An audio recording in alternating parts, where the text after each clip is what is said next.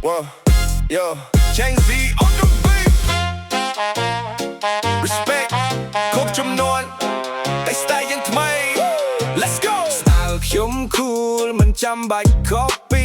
ដើរទៅមុខមិនខ្វល់ drama party trend ថ្មីចូលមុនគេរាល់ថ្ងៃ scroll មួយផ្លែកល្បីពេញ online ខ្ញុំមិនប្រកួតនរណាខ្លាំងជាងណា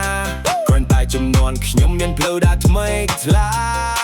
Respect ទាំងអស់គ្មានអ្នកណាខុសតែ style យើងប្លែកមិនចាំបាច់ដូររស់កុំចង់ហោះជាមួយ Gen Y Gen Z មកដល់បងកាត់ style ថ្មីអ្នក shine តាមក្តីស្រមៃដើរជាមួយគ្នាកុំបាច់ប្រៀបធៀបអ្វីកុំចង់ហោះឲ្យឈ្នះអ្នកណាចំនួននេះមួយមានតម្លៃរបស់វា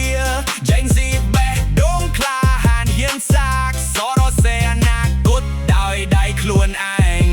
Yo camera on បងកាន់ content idea ថ្មីខ្លាយជា trend fail ក៏រៀនមិនខ្លាចចាប់តាមជីវិតមួយនេះត្រូវហ៊ានដើរទៅមុខ Gen X Gen Y Gen Z ខុសចំនួនតែមិនខុសសំឡៃចាប់ដៃគ្នាធ្វើឲ្យពិភពលោកល្អនោះឲ្យជ័យជំនះពិតប្រាដាកុំចង់ហ